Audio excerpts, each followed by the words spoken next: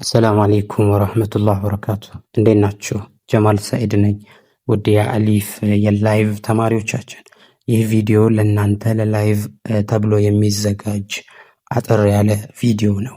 የቀን አንድ ትምህርታችን የነበረው እነዚህን 28ቱን የአረብኛ ፊደላቶች መለየት ነው። በአጠቃላይ የአረብኛ ፊደላቶች ብዛት 28 ነው።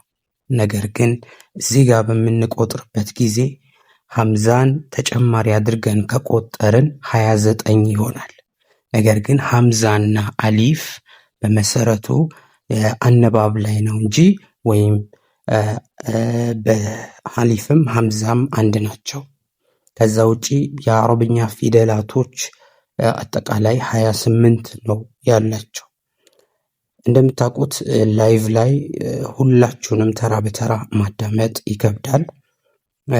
የላይቭ ዓላማም የቁርአን ትምህርትን በቀላሉ መማር እንደሚቻል ለእናቶቻችን፣ ለወንድሞቻችን፣ ለሰለምቴ ወንድሞቻችን እና እህቶቻችን ለማበረታታት ስለሆነ ላይቭ ላይ ከማስተምራችሁ ትምህርት በተጨማሪ ይቺ አጭር ቪዲዮ ደግሞ የተወሰነ ነገር ትሰጣችኋለች።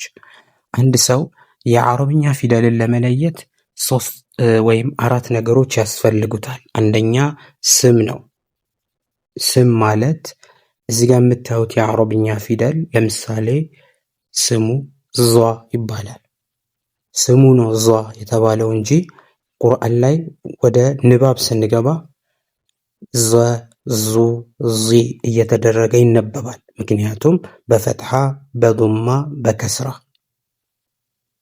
ስለዚህ ስማቸውን ማወቅ ላይ የግዴታ ዟ የሚለውን ባንይዘው እንኳን ዘዙ የሚለውን ማስታወስ ነው። ለምሳሌ አንድ ሰው ይህ ፊደል ማን ነው ስለው መ ነው ቢለኝ ትክክል ነው።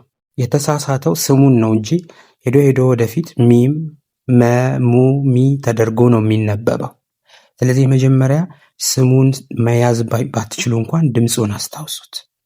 ሁለተኛ አንድ ሰው የአረብኛ ፊደል ለይቷል ለማለት ነጥቡን ማወቅ አለበት። ጀማል ነኝ አብሬያችሁ ያለሁት። በላይቭ ቆይታችን ላይ የነጥብ አቀማመጦችን አይተናል። ለምሳሌ ቁርአን ውስጥ ባለ 1 ነጥብ ያላቸው ፊደላቶች አሉ። እንደነ ባ፣ ከላይ ነጥብ ያለው ለምሳሌ ዛል አለ።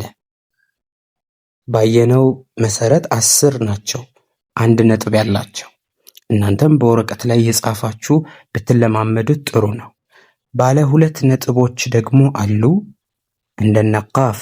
ስለዚህ አንድ ሰው የአረብኛ ፊደላቶችን ለመለየት ሁለተኛ የሚጠቀመው መንገድ ምንድነው? ነጥብ ነው። ለምን ካላችሁ አንዳንዴ ፊደላቶቹ በቅርጽ ይመሳሰሉና ልክ እንደዚህ እንደ ሲን እና እንደ ሺን ግን የምንለየው በምንድን ነው? በነጥባቸው ነው ማለት ነው። ሌላው ሶስተኛው አንድ ሰው የአረብኛ ፊደል ለይቷል ለማለት ምን ማወቅ አለበት? የተጅዊድ አወጣጣቸውን።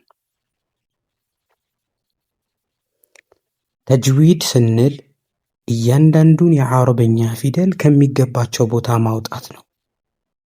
በቀጣይ ቪዲዮ ስለ ተጅዊድ እሰራላችኋለሁ። በቀን ፕሮግራሙ ላይ አይታችሁ ማለት ነው።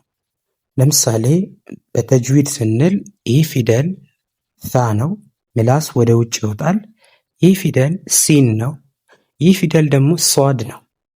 እንደ አማርኛ ለሁሉም የተጠቀመው ተመሳሳይ ነው። ነገር ግን እንደ ተጅዊድ ሲሆን የራሱ የሆነ አወጣጥ ያስፈልገዋል። ይህ ለምሳሌ ፋ ምላስ ጫፍ 2 ጥርስ መሃል ገብቶ የሚወጣ ሲሆን ፈ፣ ሱ፣ ሲ እንለዋለን። ይሄ ደግሞ ሲን ሰሚራ ሊሆን ይችላል። ይሄ ደግሞ የፉጨት ባህሪ ያለው ሷድ ነው። አያችሁት? ስንጽፈው ተመሳሳይ ቢሆንም እንደ ተጅዊድ አቀራር ግን የተለያዩ ናቸው። ስለዚህ ሶስተኛ አንድ ሰው ፊደልን ለይቷል ለማለት ምን ያስፈልገዋል? የተጅዊድ አወጣጣቸውን ማወቅ አለበት። ከጉሮሮ የሚወጡትን፣ ከምላስ የሚወጡትን፣ ከከንፈር የሚወጡትን ይህንንም በዝርዝር ማየት ነው። አራተኛ እና በጣም ወሳኙ ነገር አረብኛ ፊደላት እርስ በርስ ሲያያዙ ወይም እንዴት እንደሚጻፍ ማወቅ ነው። ይህንንም በቀን ፕሮግራማችን ቀን 3 ይሁን 4 ላይ እናየዋለን። ምን ማለት ነው? ብዙዎቻችን የአረብኛ ፊደላቶች አሁን ባላቸው በዚህ ቅርጽ አይጠፉንም። ሺን፣ ሷድ፣ ዷድ እናውቃቸዋለን።